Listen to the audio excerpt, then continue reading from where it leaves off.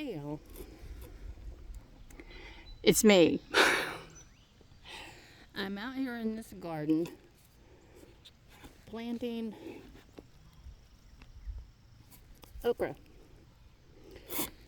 and I had to go to the house,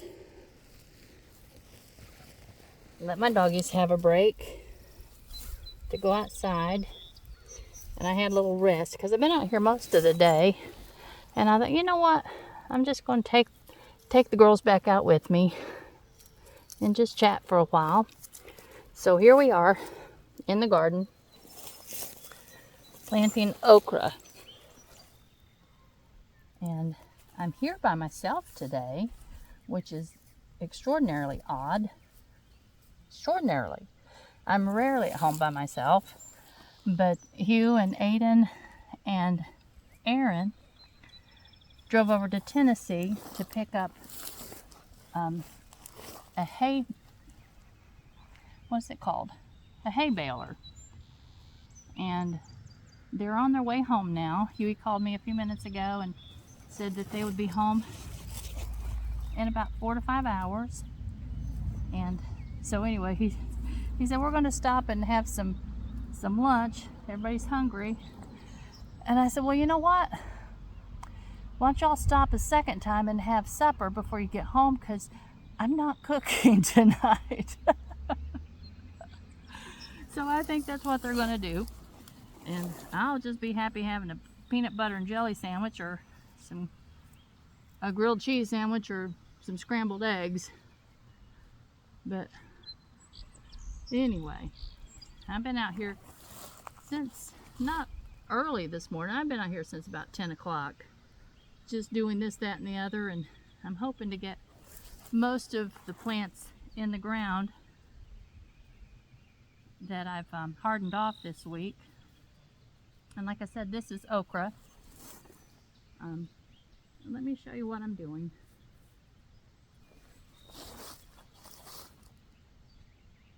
Huey loves okra, and Aiden loves okra.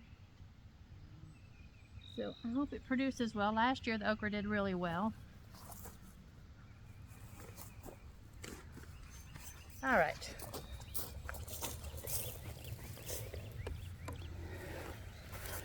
Now I know that one day I had talked to you about these little plastic trays that I use. I don't always do the soil blocking. Sometimes I use these little plastic trays like this. Actually, I think I've got you up too close and personal. I do. Alright, so like this. And what I do to make them reusable is just very, very gently work my little plants out of them. Look at those roots. They're beautiful.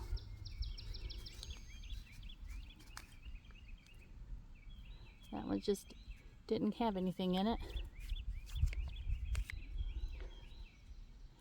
But Hugh, see, look at that. They're actually a little bit root bound, but they'll be all right.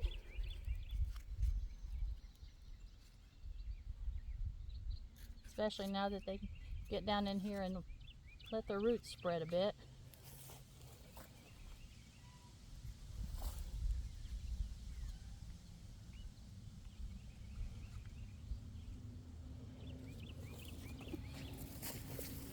But see, now I can reuse these little trays. They're in perfect shape. The only thing I do with them to make them safe is I dip them in a bucket of water that has maybe a tablespoon of bleach in it, and then I rinse them. And the reason for that is usually there's not any problem, but that just makes certain that there's not any problem. Because all you want is just one time when you don't take that step and you end up with a little disease in your plants that maybe could have been avoided just by that very simple little extra step.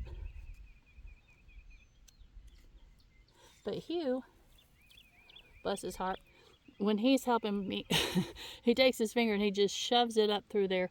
So if he helps me, they're really not reusable. So doing this part, I usually do it myself because he's a bit rough. Just a little bit.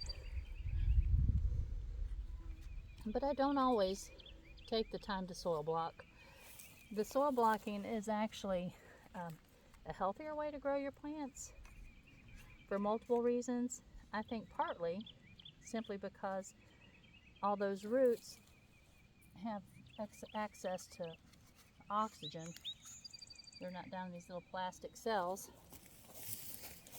And that just makes them happy. I know that the difference in my tomato plants, and I wish I'd shown you all, the tomato plants that I soil blocked and the tomato plants that I put in these, it was substantial.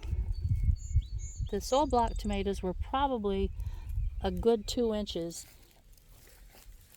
taller when I set them out. So that was pretty intense to me.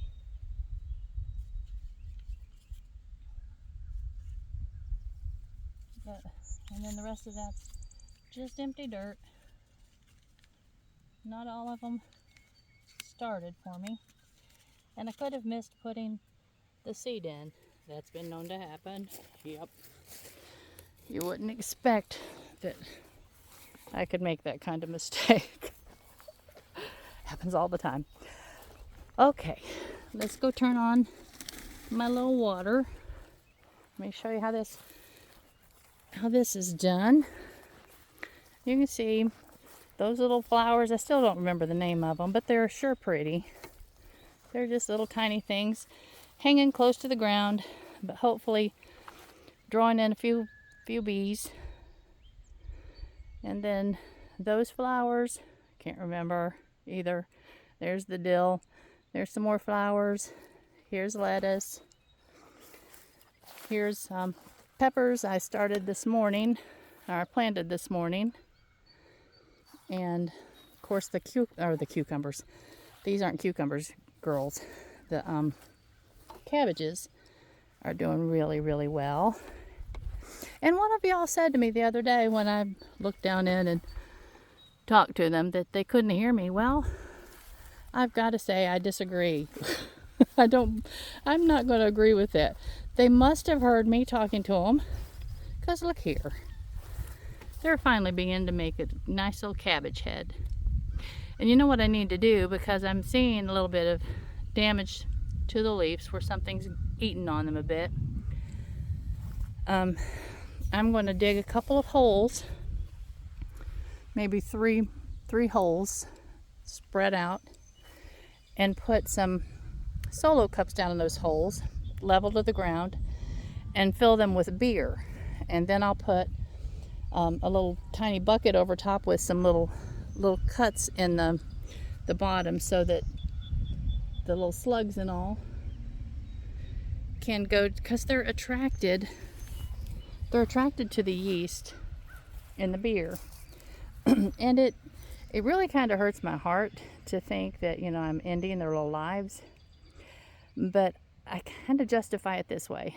I think, okay, if I put the bait around the outside edge, and that's going to kill them too, or I at least let them go swimming, and their last few hours of life, maybe they're intoxicated. I don't know. What do y'all think? But the beer really works. And it just, to me, seems almost more humane than putting out that snail bait stuff. Okay. That's just a thought.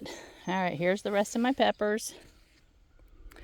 And down here, I've got a little sugar baby, either watermelon or cantaloupe. I can't remember which one that was.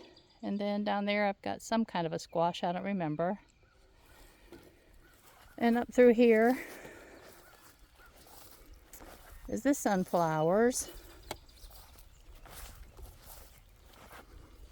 And let's go over here and turn on my big water tote. This thing, I love it. Hugh takes it and fills it up for me, and then pulls it up to the garden with the tractor, and I have it sitting here to use as I need. And I just turn on this big thing, big handle, and my little water hose. I like this thing too because it's the soft one that doesn't weigh a lot. It's easy to maneuver. Uh-oh, looks like I dropped one of my gloves out of my little apron. Put them back in here.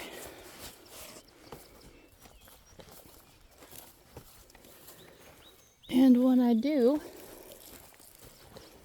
is just fill these little holes up. Make sure I'm not pulling across any of my plants back yonder. But fill these little holes up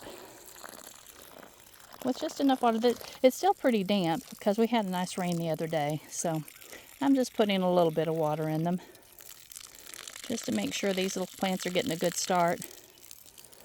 And actually, I started them this morning. They're over there in that plastic tote.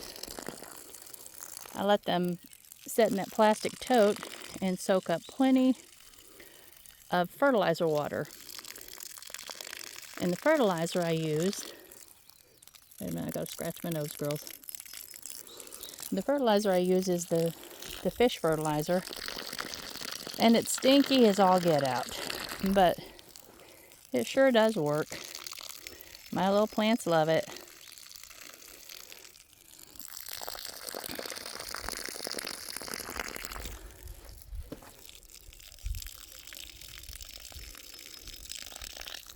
But because we had a nice little bit of rain the other day, these don't really need a whole lot to get them started. And plus the roots are nice and saturated in water and fertilizer. Alright, let's walk around here real quickly and turn that off. Hate to waste my water. I need to put a nozzle on the end of my hose, which would make this a bit easier. I didn't think about bringing one over with me today. Alright. Here we go. Turn our little nozzle back off. There we go. Alright. Now, I hope your week is going well. If you look, we've got kind of a threatening sky, but I think that there's like a chance of rain, but it's nothing huge happening. You see Aaron brought the framework that was the canvas tent that was over by the driveway. He brought that over here until we get the spot set up to erect it and turn it into a greenhouse. And of course it won't go up right there because that's a very shady spot in the afternoon. It will go up over there on that corner somewhere where it will actually get sunlight all day long.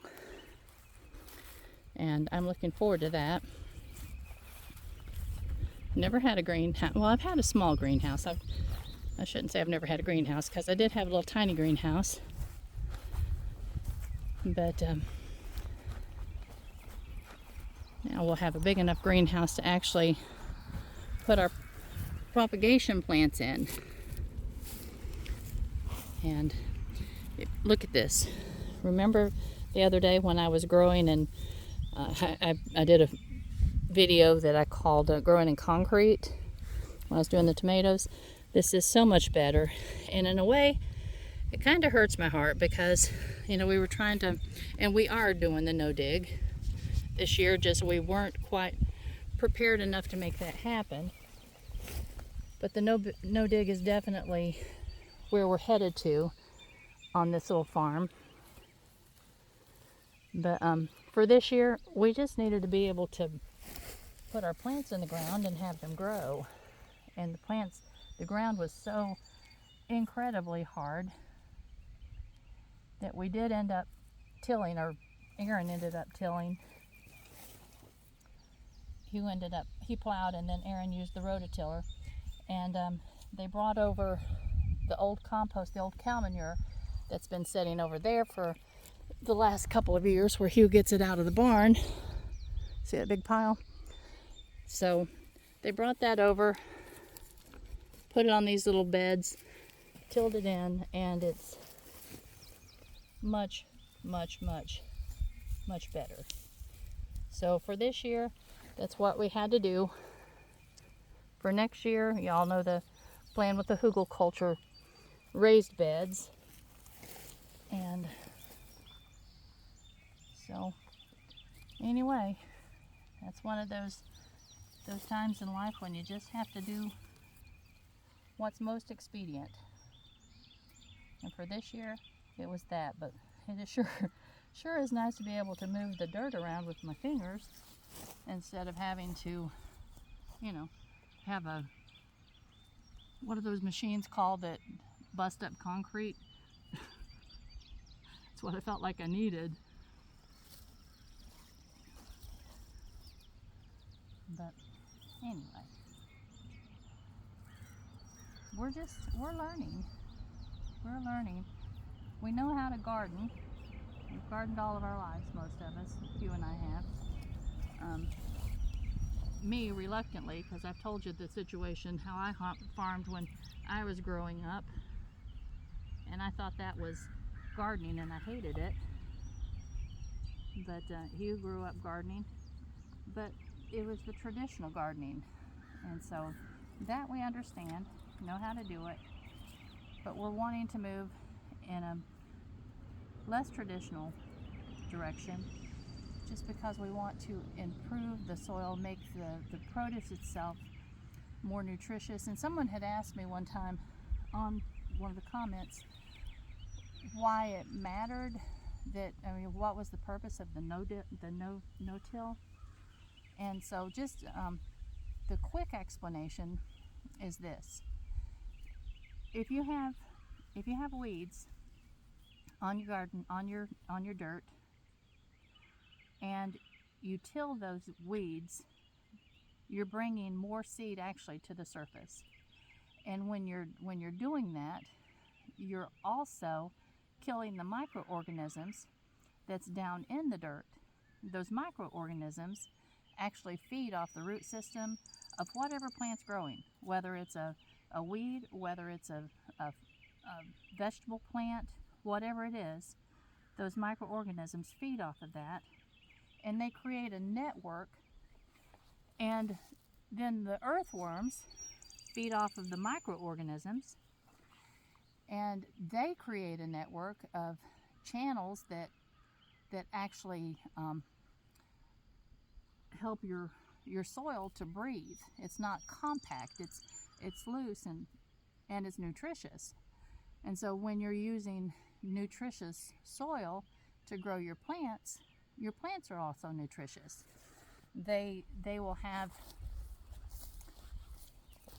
now at this point in time, they will have twice the nutrition of the vegetables that you're buying in the grocery store.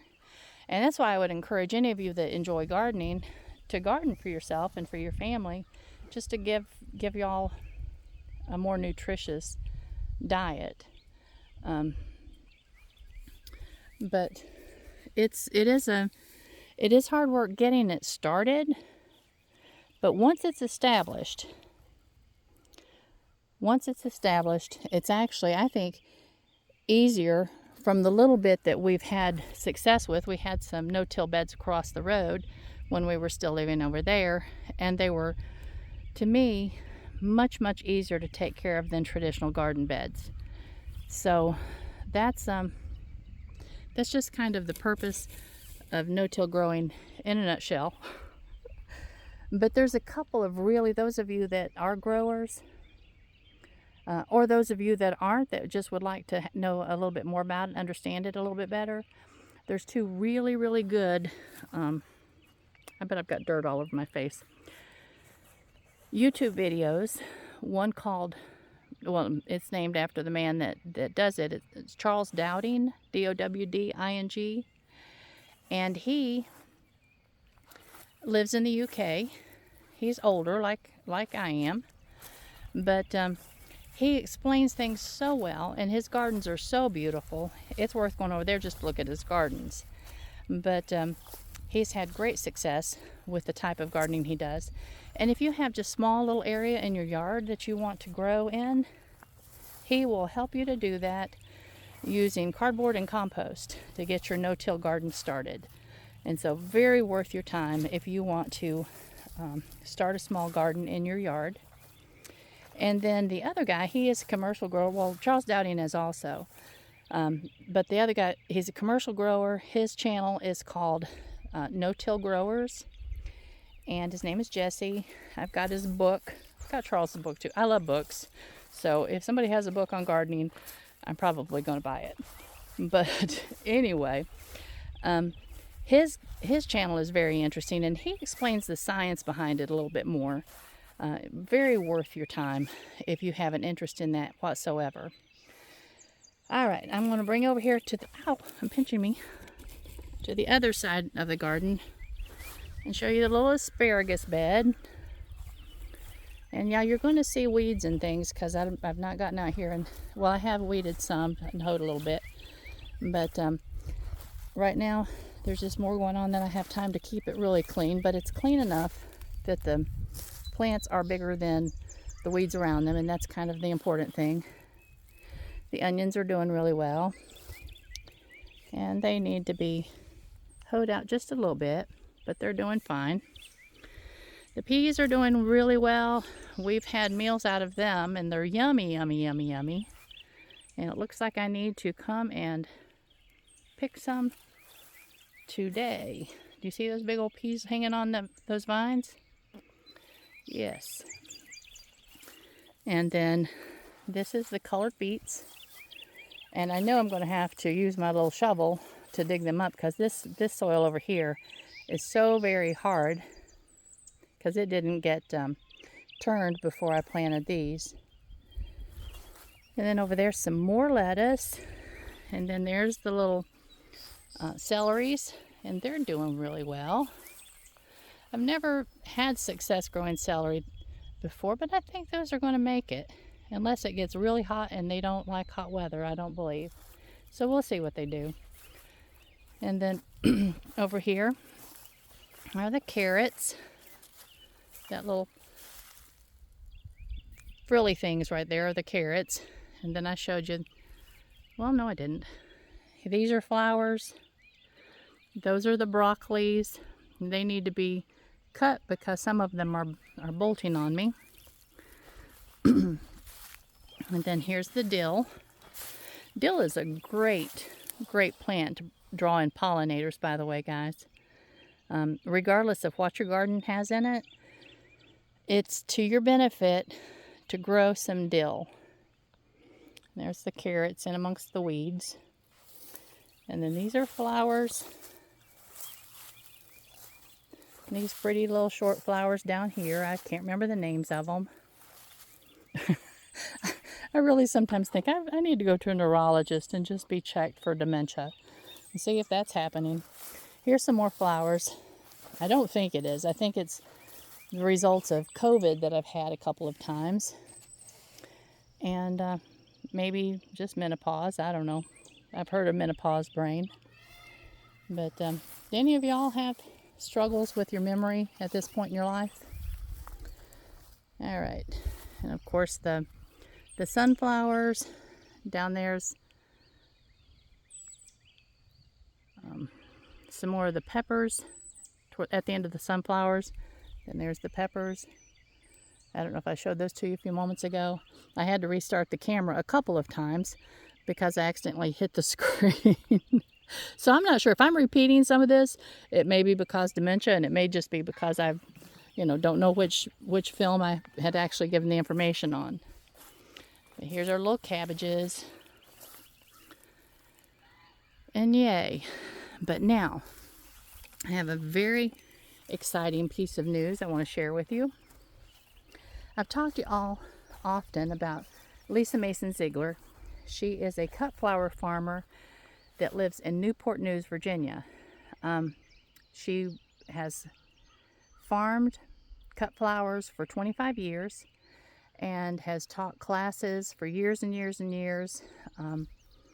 As a matter of fact, I went to some of her classes when the Earth Fair conference came to Asheville 5 years ago, and then 4 years ago. They don't come anymore. It's since the COVID, so many things like that have gone by the way, and it just breaks my heart because it was such a fun time. That was such a fun time. But anyway, her information is so wonderful. I bought her books. Yeah, imagine.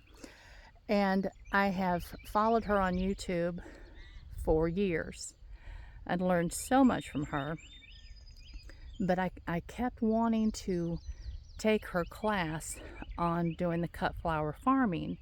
And the class itself teaches everything from building your client base with local florists, all of the legal end of it, all of the marketing end of it, all of the accounting end of it, and those are things that kind of escape me. I think I could have, managed to do the growing without a class, but it will be very wonderful to have classes from her, especially for growing the cold hardy annuals. But I signed up to take her class this morning, and it's monies I haven't been able to put aside for a long time, but I've been just kind of squirreling some away, and it's not a huge amount of money. For me, it's been a huge amount of money because it's $600, $595, and so I had to wait until I had that squirreled away, and I finally had it available, and I thought, okay, before it gets used for anything else, I am buying my class. So I paid for that class, and I've been listening to some of the hard ones to listen to early on because they are about the business end of it. I'd rather just skip forward and get straight to the growing end of it, because to me that's the fun part. But anyway, I am so excited about that. I can't even explain how happy it makes me to finally be to the point that I'm going to be taking this class. So for what that means for me is that I think this is really going to happen. I've wanted to do the cut flower growing for about 5 years, since I first heard her classes over at the Earth Fair, Mother Earth News. And then when we moved back to Crabtree, I was ready to get started with that event. Had my mother still living with me, and so I was kind of wrapped up in she'd lived with us for 14 years, and the last year of her life she went into nursing care. So the first year that we were over here, I still had my mom, and so didn't really have the ability to really get all in on the growing. The next year, Hugh had his stroke, and then the next year he had prostate cancer, and then the next year his neck was bothering him so bad and so many things were happening that he ended up having the neck surgery. And so just, when you're dealing with substantial, significant health issues and people depending on you, it's hard to, it wouldn't have been impossible. I could have done it, but I didn't. I just didn't have the emotional energy to just jump in. But I'm ready. It's going to happen, and I am so excited. And now with Aaron and Corey and Aiden here and their excitement about being part of all this, it makes it just that much more to look forward to. So I'm ready, girls. And the other thing that we're going to do besides the cut flowers will be the small nursery. And that's mostly what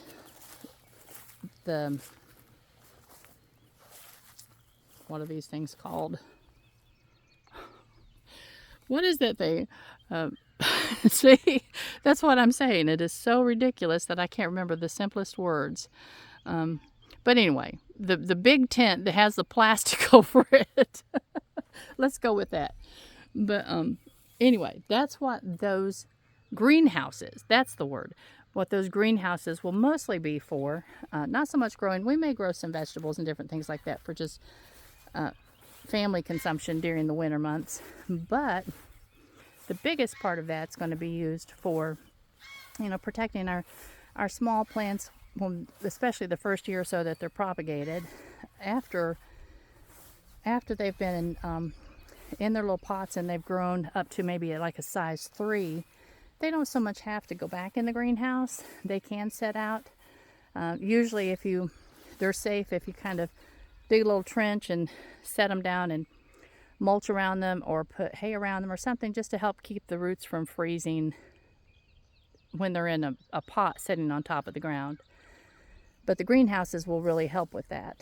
So we're just gonna go with this. I know that it's absolutely a doable thing, and the small acreage has a lot of potential for creating a family income.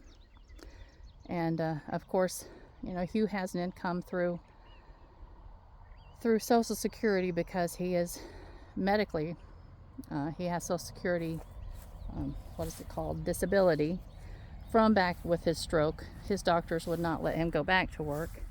And after having been a heavy equipment mechanic for 43 years, it was kind of a shock to his system. So Hugh and I we have that income, so we won't have to rely on an income from the farm. And you know what? I see, look girls, do you see them? 3, let me see if I can increase that. 3 baby groundhogs. Oh my goodness. I think they are so adorable, they are so sweet, and they are so dangerous on a farm. Ruh-roh. Okay, well, the boys are gone, so we don't need to worry about them today. But anyway, eventually this area over here where that big gorge is at, there's a creek down in there. And there's a little pipe from the spring house that goes down to the other side of the barn into a water tank, and then the excess runs over into the creek that runs on up the valley. But our goal is to eventually be able to put in the big culverts, the big plastic double-lined culverts to run the water through, and then to bring in fill dirt and just to fill that up and make that just a level field. And if we can do that, it's just an expensive venture. That enough culvert for that little field right there is about $10,000.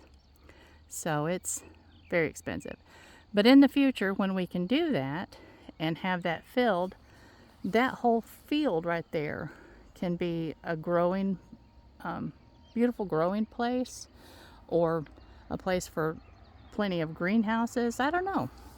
I really don't know how big this venture is going to become. At this point, I'm limiting myself to what I feel like I can handle in case everybody else gets bored with it. But if Aaron and Corey are just really enjoying it and they want to actually make it a significant part of their family income, you know, we may grow this thing to be pretty good size. But I just don't want to grow it too fast, if you know what I mean. I don't want to grow it too fast and have everybody become overwhelmed and just discouraged, because it needs to be something that we all enjoy.